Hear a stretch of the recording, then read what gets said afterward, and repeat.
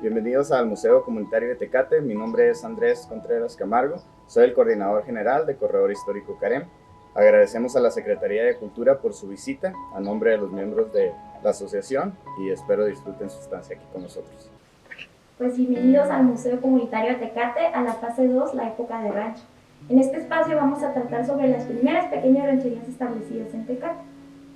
De acuerdo con la tradición oral, la palabra Tecate viene del vocablo nativo que significa palo cortado o piedra cortada. Asimismo, otros lo asemejan con la tecata, la corteza del encino. Entonces de ahí se deriva el nombre o la palabra Tecate. Inicialmente, Tecate se formó en 1769 gracias al establecimiento de la misión de San Diego de Alcalá, establecida por Fray Junípero Serra. Entonces, en este espacio se trabajó, o en las misiones se establecieron, se trabajó con los nativos que estaban alrededor. Se empezaron a trabajar la tierra. De acuerdo con los conocimientos que tenían los nativos, fue muy fácil establecerse este vínculo en el trabajo de la tierra, en el trabajo de las condiciones y los climas alrededor de la región. Asimismo, para 1821,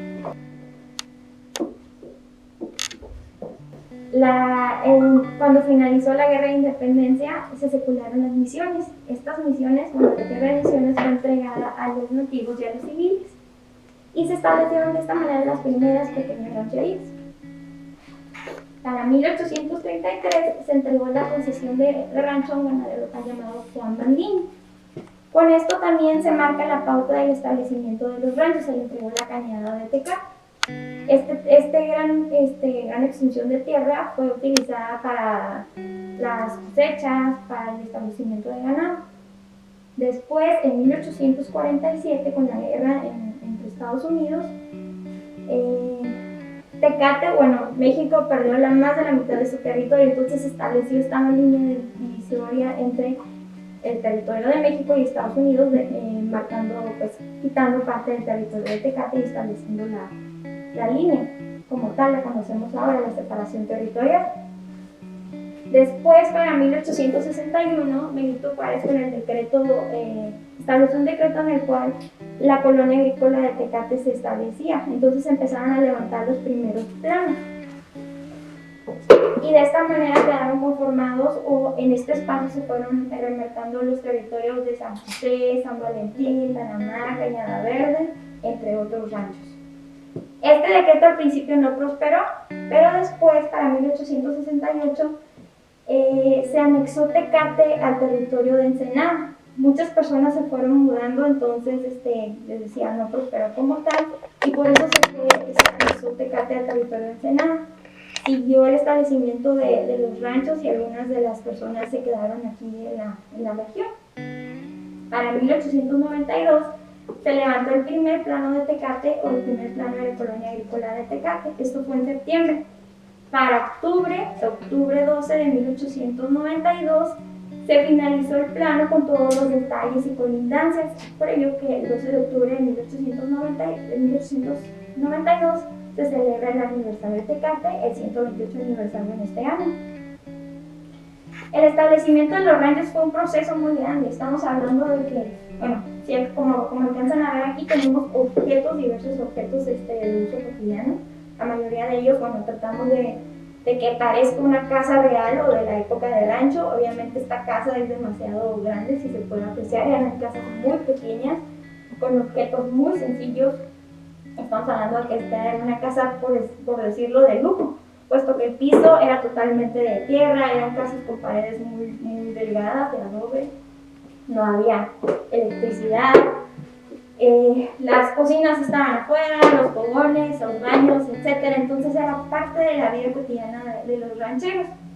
Si alcanzan a apreciar acá, tenemos esta estufa. Entonces imagínense esta estufa, como las familias, la mamá, la cabeza de la familia cocinaba, productos elaborados por los mismos rancheros o ganaderos. Estamos hablando que unos frijolitos guisados con manteca, tortillas de harina, machaca, quesos, etc. Entonces era parte de la dieta de los rancheros.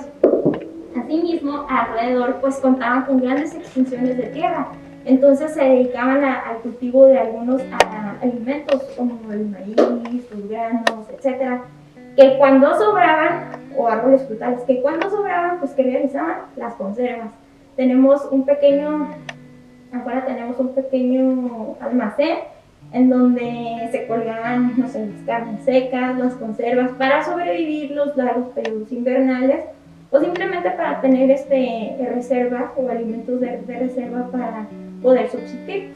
También se generaba el intercambio con otros ranchos. Si a mí me sobraba algo y yo tenía algo de más, podía intercambiarlo con otros lugareños. Entonces así se establecía digamos, comercio local, por así decirlo. Les mencionaba, lo que tenemos aquí son piezas donadas por algunas familias de la comunidad, por eso esto es un museo comunitario. Contamos desde piezas, la más antigua que tenemos data de 1910, que es el piano que tenemos allá. Ese es un piano que fue traído desde una escuelita, bueno, parte de la historia que cuentan es que fue traído de una escuelita de aquí de California, en donde la maestra le daba clases a los alumnos clases de música a los alumnos en este piano, entre otras parte de las historias o anécdotas que encierra este lugar. También tenemos elementos que se utilizaban en el campo, algunas herramientas. Poco a poco fue llegando a la modernidad y con ello pues obviamente las necesidades también fueron cambiando y llegaron otros instrumentos u otros aparatos electrodomésticos que hicieron la vida más fácil de las personas. En este caso tenemos, la llegada de la televisión en los 40, la radio, entre otras. Muchos de los objetos que tenemos aquí, pues les mencionaba, son parte de la historia de la comunidad, incluso de otras personas que nos visitan. Cuando entran y ven estos objetos, muchos de ellos les llega el sentido de nostalgia. Por ejemplo, ven esta lavadora y la abuelita, que tal vez no era nativa aquí de la región, llega y lo ve y dice: yo tenía una lavadora como esta y cuando era pequeña me agarré la mano en mi rodillo, ese que tiene la lavadora. Entonces, al entrar esta fase, que es lo que más me gusta de ella, es que a muchas de las personas se les vienen muchos recuerdos. Entonces eso es lo más bonito, que entran, los ven, reviven todas esas memorias y es parte de lo que el Museo Comunitario de Tecate les genera a través de esta fase. Básicamente es parte de lo que tenemos. Todavía contamos seguimos recibiendo objetos que tenga la comunidad que pueda donar y que sepa que van a estar en buenas manos y que los vamos a cuidar para que formen parte de la historia de la ciudad. Les comentaba que en este espacio quisimos recrear todo lo que tuviera una casa tradicional de la época. En ese sentido, en esta segunda planta de la fase 2, contamos con un pequeño dormitorio, por así decirlo. Tenemos esta cama, está totalmente, es de los años 1950 aproximadamente, y tiene esta tela, esta cobijita. Está hecha de retazos y es muy singular porque imagínense en la época de rancho cuando las mamás o las abuelitas tejían y te dejaban, por ejemplo, toda esta pedacera que iba quedando la iban uniendo de tal manera que se iban formando estas piezas de cobijas, telas, etc. Después, con la llegada de la modernidad, vino la máquina de coser, en este caso es de pedales. Muchas de las personas que vienen también recuerdan el haber utilizado estas máquinas y después en el paso de la modernidad llegaron las máquinas eléctricas. También tenemos esta tipo mecedora en la cual imagínense a las mamás o a las abuelitas sentadas afuera en el porche de la casa contando historias, tejiendo y todo en esta mecedora, tomando el fresco, como se dice. También tenemos esta serie de fotografías, esta pequeña galería. De hecho, estamos buscando más fotografías para incorporarlas a este espacio, que cuentan parte de la historia de Tecate a través de sus habitantes. Estamos hablando desde la fotografía que tenemos allá, donde se tiene el kiosco del Parque del Centro, algunas de las vinícolas, algunas de las ferias, de las primeras ferias Tecate en Marcha, las casas o la vida cotidiana a través de esta imagen. Tecate Nevado, una de las primeras nevadas registradas aquí en la región, y una panorámica de Tecate de 1949 aproximadamente, si se dan cuenta. Bueno, muchos consideran Tecate una ciudad pequeña todavía, obviamente en estos 128 años ha evolucionado considerablemente, y actualmente pues se considera una ciudad muy importante y se encuentra en el centro de Baja California. En el 2012, Tecate fue reconocido como pueblo mágico, el único pueblo mágico de la zona norte de México. Entonces es una gran distinción que seguiremos guardando y buscando atesorar todavía más para contribuir al desarrollo turístico de la ciudad.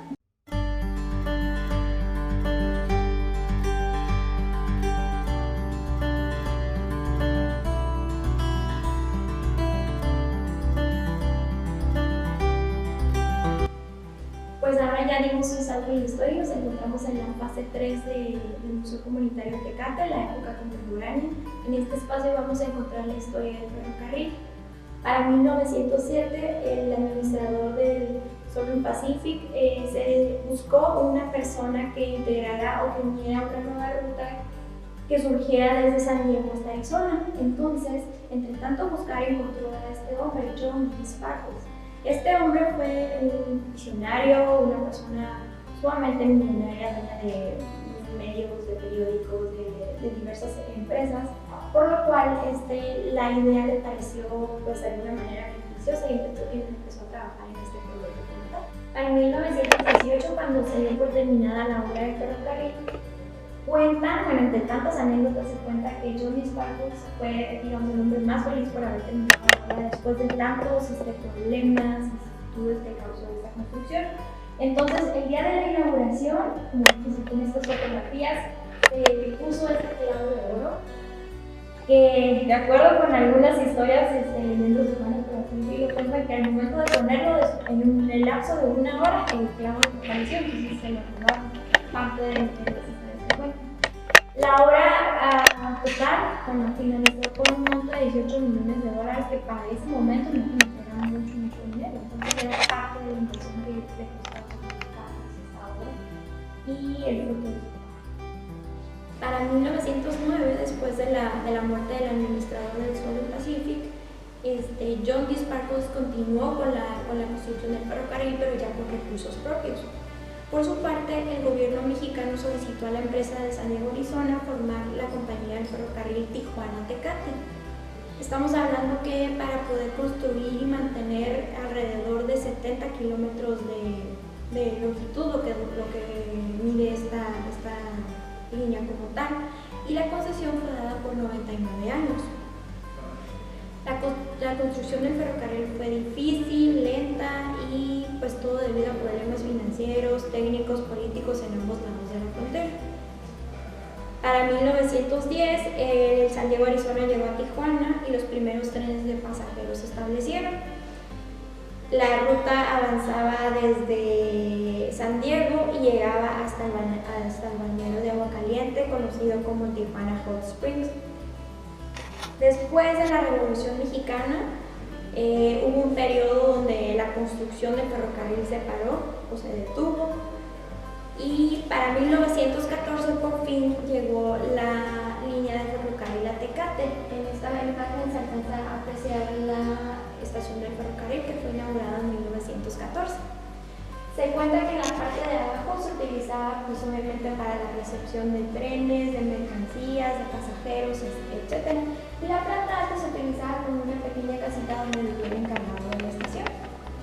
Alrededor pues corría la vía. Muchas de las historias que cuentan es que como en ese momento en Tecate había alrededor de 300, 400 máximo de habitantes, muchos de ellos pues no sabían qué hacer o no había muchas formas de entretenimiento.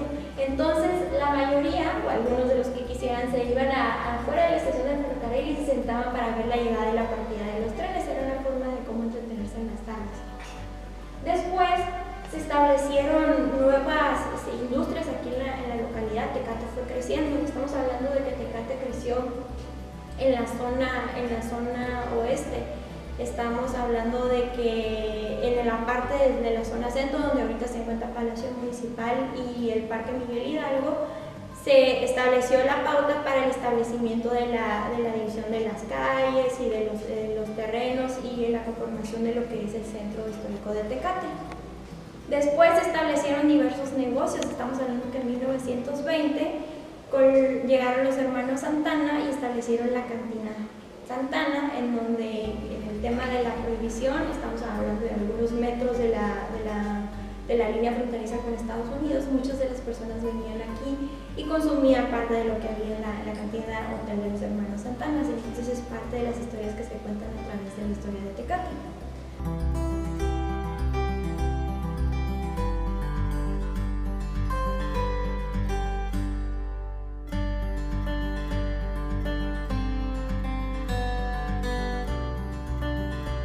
Para la década de los 40 la población se incrementó y se abrieron negocios o espacios para cubrir las necesidades de los habitantes, tanto de alimentos, vestido y servicios.